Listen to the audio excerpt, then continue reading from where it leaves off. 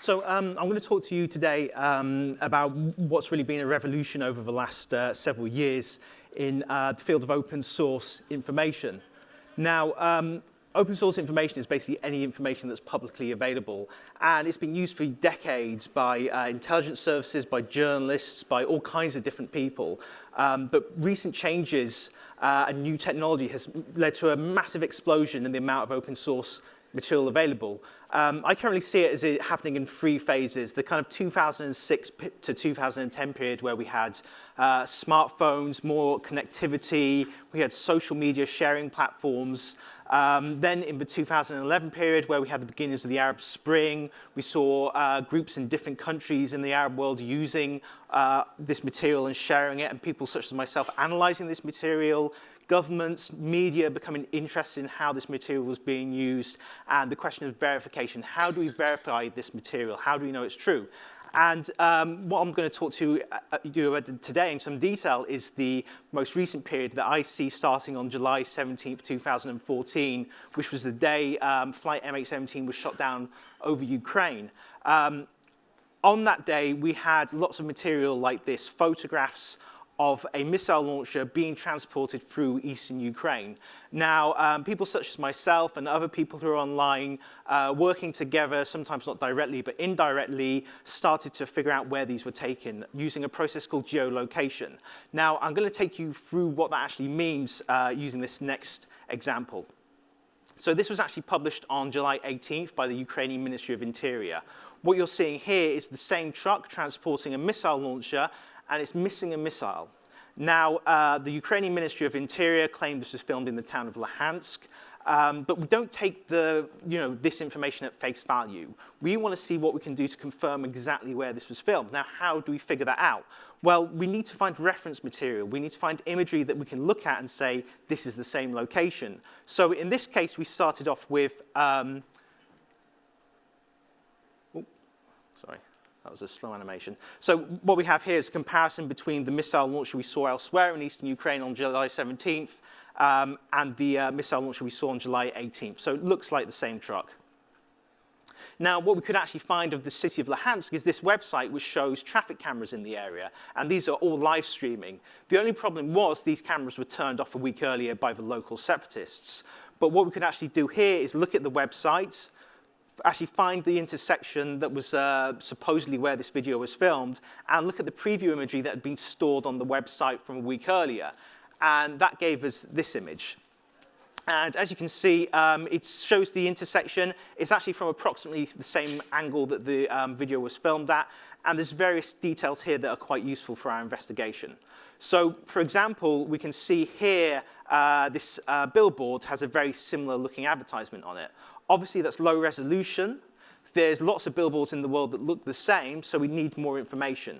So if we zoom out, there's actually something in the background that can be quite helpful for us. So we can move in there, and now we're looking at an image on the website Yandex Maps, which has its own version of Street View. And this is, again, the view of the set replicating the angle of the camera. And we can zoom in even closer using it and find these rooftops.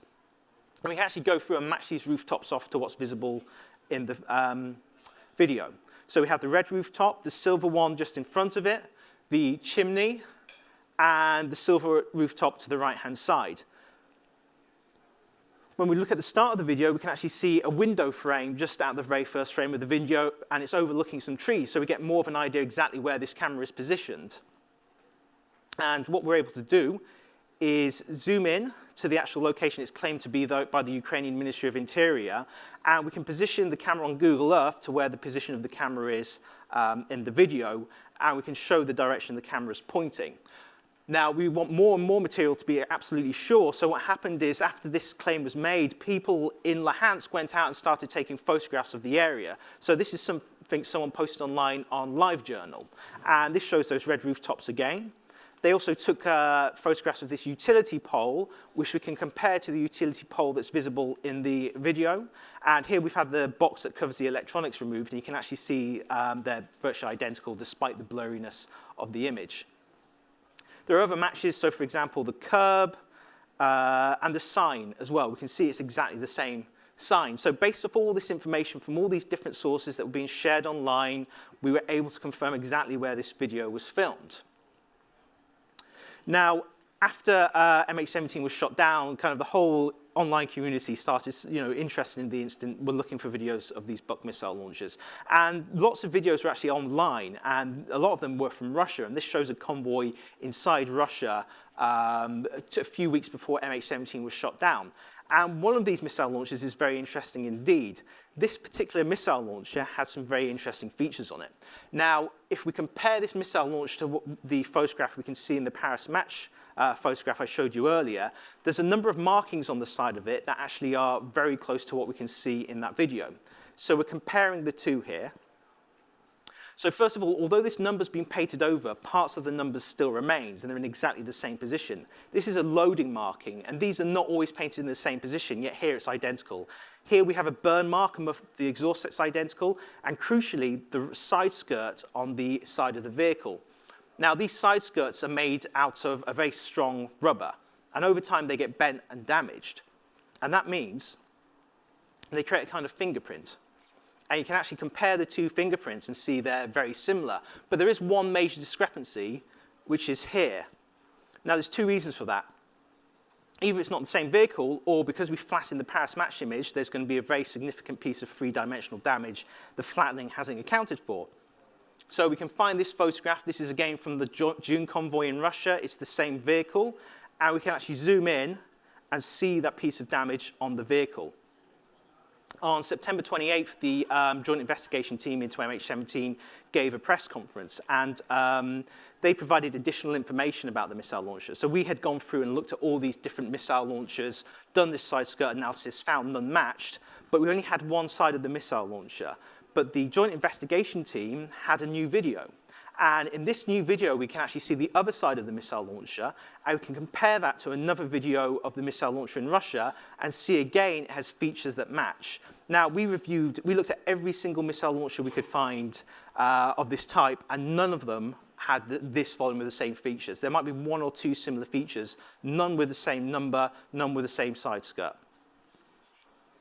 So we're actually able to track this missile launcher through Russian territory because people were seeing it driving past their homes and taking photographs, filming it, and sharing it on social media. And we were able to find the exact location where every single one of these videos was taken. So we knew it originated from the town of Kursk on June 23rd and went down to the border with Ukraine right at the bottom on June 25th. Now, we noticed something else in these videos. We could see the number plates. And the number 50 means it's from the Moscow military district. And there's only one air defense brigade in the Moscow military district, which is the 53rd Air Defense Brigade from outside Kursk. Again, we found that from using open source information, publicly available information.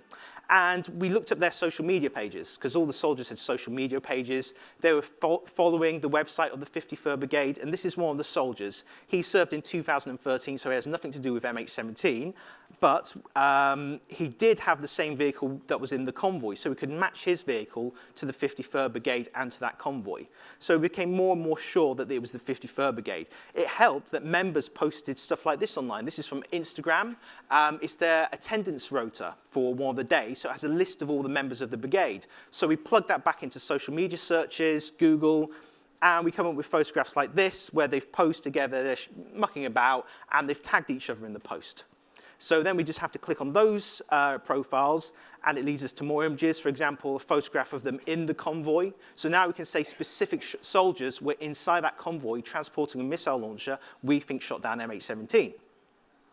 We also have this photograph where the guy in the middle on the left, he's fast asleep, and you can actually see him in one of the videos that's filmed as someone's driving by. And when they actually get to their location, they start taking photographs around the local area, including standing in front of the town sign with the name of the town in front of it. So we can be sure they were in this town on these dates. We also have their wives and girlfriends and mothers posting on an internet forum where they're discussing their movements, saying, my son's out of contact for this amount of weeks during this period, which just confirms that they were out on patrol. So this allows us to gather a huge amount of information about the 53rd Air Defense Brigade. And it allowed us to recreate the structure of it. So this is the 53rd Anti-Missile Brigade and the 2nd Battalion, which was part of the convoy.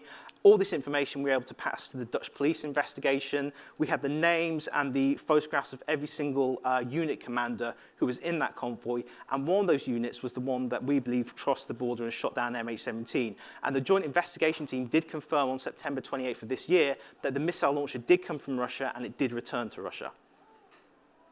So, but of course, there's two sides to every story. This is a presentation the Russian Ministry of Defense gave on July 21st, 2014, a few days after MH17 was shot down. And they're making several claims. And in this claim, they're saying the billboard in that video I showed you earlier has a specific address on it, showing it was actually in a Ukrainian government-held town, not the town the separatists, the government was claiming. But you can compare this to what was actually on the sign, because people went out to photograph it, and it says something completely different. So we're able to see here, plus with the geolocation, that Russia in this case was just lying about what was written on that billboard and where it was filmed. In fact, some journalists went out to that billboard and took a look at it again, and there was a very specific piece of vandalism on that billboard. And they looked for that chimney we was talking about earlier. Again, some very specific vandalism on it. So next, Russia presented some satellite imagery. This is supposedly July 14th, showing a Ukrainian airbase, anti-air defense base, rather. July 17th, lots of clouds. But what they were showing was the missile launcher they've marked here on the left-hand side had moved on July 17th. And we can actually find an image for July 17th from Google Earth. Originally, we had actually purchased this image, but this was actually put onto Google Earth, so you can go and look at this yourself. So we can compare this image to what was presented by the Russian Ministry of Defense. We can see the missile launch is still there, but it could just be a matter of timing. Vehicles move about all the time, so that doesn't tell us too much. But there's other things in here. There's a group of vehicles on the top left-hand corner, and if we compare that to the July 17th image and the Russian imagery, the vehicles are in a different position. Now, again, these vehicles can move, but if we look at all the July satellite imagery, and this is all on Google Earth, those vehicles are in that same position for over a period of a month. And if we go back to the imagery from May and June, they're in the same position as is visible in this Russian satellite image. So the next thing that's very interesting are these trees in the top left-hand corner. Now we can see a group of trees here. There's a path cut through them, very clear. We go to the July 17th image that's on Google Earth and from Digital Globe, and those trees are not there. But maybe a bulldozer came out, knocked them all down, then they took the photograph. Could happen. But if you look on July 2nd and July 21st, those trees are still not there. So how can those trees not be there on this image, but on the Russian Ministry of Defense image, how can the trees magically have reappeared? And you can see this image from May 30th. It shows the trees are still there with a no path cut through it. And then a couple of weeks later, this image shows the path has been cut through it. So that actually gives a bit more of an idea when this image the Russian images were taken. So the final thing is this worn away grass on the ground. You can see all these patches of grass, and it's clearly not there on the July 17th imagery from Google Earth and Digital Globe. But it is there on the May 30th image from Digital Globe. And you can see it's absolutely identical pattern of grass. So what this tells us is that image is from, the Russian image rather, is from weeks before July 17th. So yet again, we catch them in another lie. They presented this other bit of satellite imagery. This is claimed to be 2 Buk missile launchers outside a village inside Ukraine. Now, the thing is, when you lie about something nowadays, because you've got this kind of network of information, it's actually quite hard to fake that. So we have a situation here where we actually have smoke photographs from the launch of the missile. This was posted on the day MH17 was shot down. This is another photograph posted taken by the same person. We can actually go to the actual location where this photograph was taken and zoom into it. We can find this exact building. And then we can actually follow the direction of the smoke. And if we do that, we find something very interesting at the other end of it. Now, this field is south of where the last location where the missile launcher was found. And this is the field in question. And it was plowed between July 16th and July 21st, which is the first time we have satellite imagery of the area. And you can see on the right-hand side, there's some track marks that have appeared in the area as well. US government also presented this image claiming what they said was the path of the missile, and they had this launch site, but this is a terrible image. You can't really make out any details, but what we were able to do is map using these large lakes, we could actually map out these lines, cross it where the origin point was according to this, and then do the same thing on Google Earth and actually zoom into the area on Google Earth. And what it actually gives us is exactly the same field. So it seems the US image is also pointing to the same location. And we also have people on social media discussing the launch of the missile as well.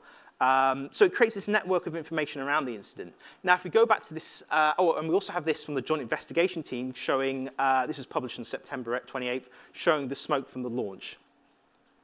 So going back to the Russian Ministry of Defense image, they're saying there's 2 missile launches there. We can actually check the imagery from July and see what's there. So this is July 16th. And we compare it to July 21st imagery, and there's no sign anything was there. There's no burnt ground, there's no track marks, there's nothing. In fact, we had imagery analysis done of this using professional imagery software, and it turned out that the missile launches had been added to the image afterwards. The smoke, the photograph earlier I showed you with the clouds on it, that had also been added, the clouds had also been added to that image. And we had a Dutch journalist who went out there, spoke to the locals, said there was no missile launcher there, and the Ukrainian army was 4 to 6 kilometers away. And in this video, these are 2 separatists discussing a press conference where they claimed this was the actual launch site. Almazanti, the Buk missile manufacturer, gave this press conference in 2015, and on the same day, these separatists are discussing it. And what they're discussing is that photograph showing the missile launcher there. Can we have the sound up on that at all? Где-то рядом находится Шахтерска. Данная территория была под ними или под нами? Зарощенская. Зарощенская. Да. Зарощенская, это вот, это ж наша была территория. Не, это наша была территория. Точно наша? Точно наша была территория. Там, если укропы заходили, то там...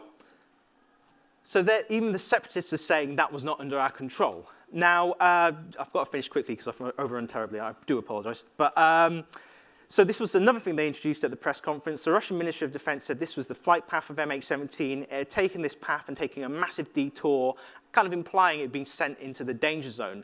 But when we compare that to other open source information in the Dutch Safety Board report, we can see that there was no flight path change whatsoever. It shows this blue line. It just stayed on the same course.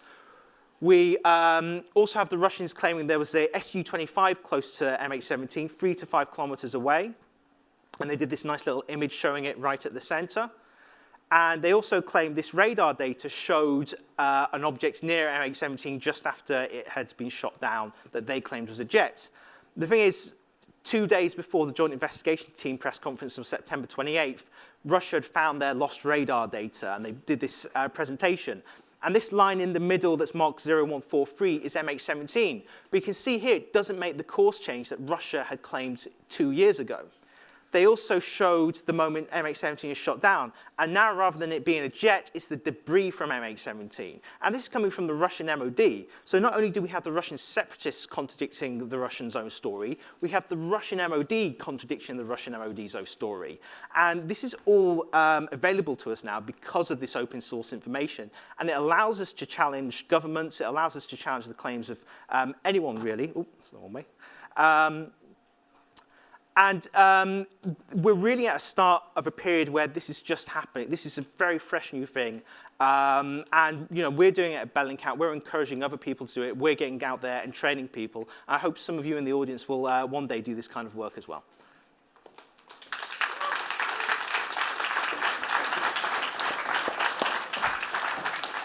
And just kind of for anybody who's thinking that Eliot's probably, well-resourced, originally starts doing this, he's sitting as a journalist or you're a Russian speaker or whatever, do you want to just tell people a little bit about your background? Yeah, I started all of this as a hobby, as I just did a blog on Blogspot and started doing it, and it kind of all built up from there. And again, having known Eliot for a while, it's not just MH17. There's a lot to it. So do you mind just talking a little bit about, the work you've done in Syria? I know that's a huge topic, but if you could just kind of, mention some of the work you're doing. So I've done a lot of work on barrel bomb use in Syria. I think I was the first person to write about it, just from observing the videos coming from the conflict zones. Chemical weapon attacks in Syria. We've done a lot of work on Russia's war in Ukraine beyond MH17, showing stuff like Russian troops in Ukraine, Russian tanks and equipment in Ukraine, Russia firing artillery into Ukraine, all kinds of stuff like that. We also do kind of stuff on all kinds of different subjects. We did one of my favorite pieces is the wristwatches of Mexican drug lords, because they love sharing all their images on their Instagram. It's the only time I've had a legal threat from one of the watch companies asking us to take an image of it down. And considering the watches are worth more than I've ever made in my life, I was thinking I won't fight that particular battle, so we had to take it down, unfortunately. But this can be applied to all kinds of different things, from corruption to conflict to anything where there's publicly available information. And you're talking to a group of technologists largely, and they're kind of very used to the open source idea. And so if you've not come from a background where you weren't originally expert in, Syrian barrel bombs or in Russian military carriers, then how does it actually work practically on a day-to-day level in terms of gathering the information? It kind of depends on the conflict and the situation and what you're looking at. When I started off, I really didn't know that much about weaponry, but there's a huge amount of information online in books, just, again, open source information. And I was very meticulous about IDing stuff. So, in one case, there was a grenade launcher that looked identical to another type of grenade launcher, apart from one screw. So I had to watch every single video of it until I could see that part which had that tiny little screw on it. And it was there, and it confirmed which kind of grenade launcher it was. Really, it's about an eye for detail and just being aware there's this vast amount of information out there to find. Great. I'm aware that I could just go on asking questions. Does anybody else have a question for Eliot? The lady down here. This is just a quick one. A friend of mine is working with a company called Planet Labs. I don't know if you're familiar with them, but their goal is to take a real-time image of the Earth 24/7. So you might want to get on their webpage and see what information they have. They're trying to do some open source stuff, but government's also asking them not to, so they're in that. We've actually been getting imagery from them recently. The last few weeks they've got in touch, and they've been very useful for some of the stuff. And it will keep getting more, I think. Oh, yes. Yeah. I think that's another point. One thing I didn't really go into too much is the satellite imagery. There's so much satellite map imagery available in the entire world. More and more companies who provide it are now talking to organizations like Bellingcat, Human Rights Watch, and others about giving that, licensing small parts of it for free, which when you're looking at an incident, you can get a kind of before and after snapshot of an incident. So a lot of what we do now is say there's been an artillery attack in Aleppo. We'll look for the imagery before and after to confirm where it happened and what time that happened.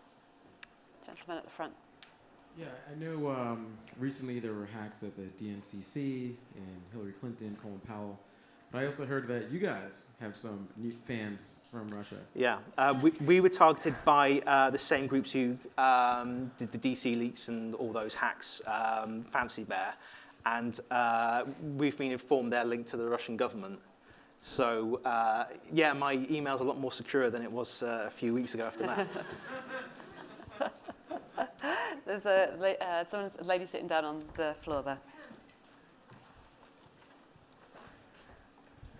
Hi, yeah. I was just really interested when you were sharing the photos of the soldiers, and then you said you were looking at like their partners and stuff. What about privacy concerns? Do you ever have data that you don't want to use, or you feel like goes a step too far that you're shouldn't be accessed, or do you just take whatever and then try and respect who's involved if it's people who aren't actually government officials whose data you're looking at? I'm just curious how you treat that.